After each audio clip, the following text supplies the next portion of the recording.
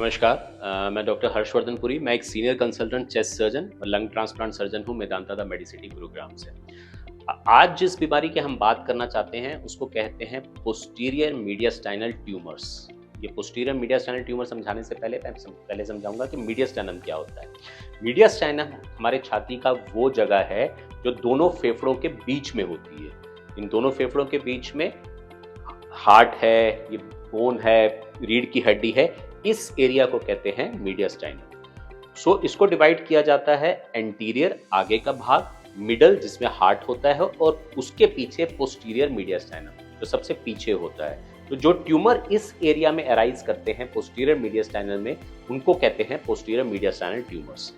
Mostly ये tumours जो होते हैं पोस्टीरियर मीडियास्टाइनम में, ये न्यूरोजेनिक इन ऑरिजिन होते हैं। वहाँ बहुत सारी नर्व्स होती हैं स्पाइन और स्पाइनल कॉर्ड होने की वजह से, जिसमें से ये अराइज करते हैं।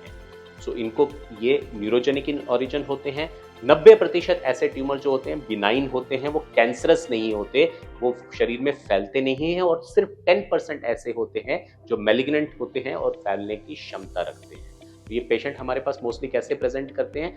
मोस्ट ऑफ ये पेशेंट जो होते हैं वो एसिम्प्टोमेटिक होते हैं, उनको कोई सिम्टम नहीं होता। वो किसी और कारण से कोई एक्सरे कराते हैं या सीटी कराते हैं तो हमें पता चलता है कि उनके पोस्टीरियर मीडियास्टाइनम में ये ट्यूमर है।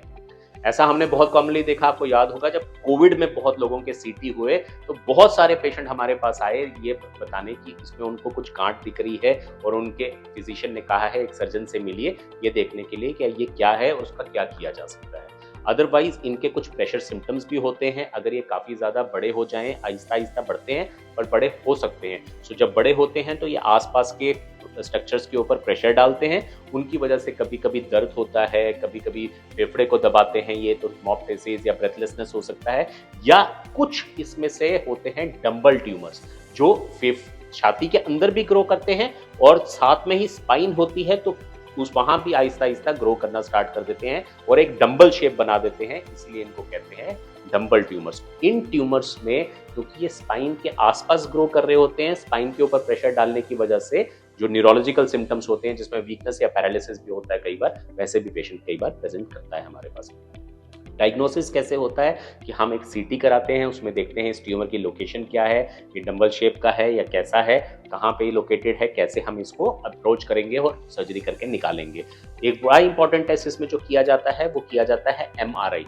एमआरआई क्यों किया जाता है? देखने के लिए कि नर्व से इसका रिलेशन क्या है और स्पाइन से इसका रिलेशन क्या है, क्या डंबल कंपोनेंट है या नहीं है। ये बहुत इंपॉर्टेंट है सर्जरी को प्लान करने के लिए। कुछ केसेस में हम इनकी बायोप्सी भी करते हैं देखने के लिए कि अगर ये बहुत बड़े हों या एग्रेसिव लग रहे हों तो हम इसकी बायोप्सी भी करते हैं देखने के लिए कि इसमें कोई मैलिग्नेंट पोटेंशियल तो नहीं है। इसके बाद पेशेंट को प्रिपेयर किया जाता है सर्जरी के लिए, क्योंकि सर्जरी ही मूलतः इस प्रॉब्लम का निदान है। सर्जरी के लिए प्रिपरेशन के लिए उसके हार्ट की जांच कराई जाती है, बेहोशी की जांच कराई जाती है और उसको सर्जरी के लिए पोस्ट किया जाता है। सर्जरी हमारे सेंटर में मूलतः जो होती है इनकी वो 3 पद्धतियों से होती है। सबसे पहले आती है रोबोटिक सर्जरी, जिसमें रोबोट के माध्यम से 3 छोटे छोटे छेद करके इन ट्यूमर्स को डाइसेक्ट करके निकाल दिया जाता है।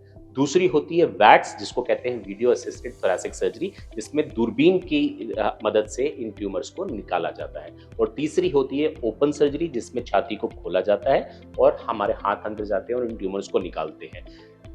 ओपन सर्जरी का रोल कहाँ आता है? अगर ये ट्यूमर बहुत ज़्यादा बड़े हों, बहुत ज़्यादा स्ट्रक्चर को इन्वॉल्व कर रहे हो तो हमें ओपन करना पड़ता है। अदरवाइज ये सर्जरी बहुत आराम से वैट्स या रोबोटिक मेथड से हो जाती है। और जब ये ट्यूमर्स इन्वॉल्व करते हैं स्पाइन के एरिया को तो फिर 2 टीम्स मिलकर ऑपरेट करती है, जिसमें हम थोरैसिक सर्जन्स होते हैं और न्यूरो सर्जन्स या स्पाइन सर्जन्स होते हैं जो स्पाइन की सर्जरी के स्पेशलिस्ट होते हैं। ये दोनों टीम्स मिलके इस पूरे ट्यूमर को निकालती हैं। एंड पॉइंट ये होता है कि ये ट्यूमर पूरी तरह से निकल जाना चाहिए ताकि इसका रिकरेंस ना हो।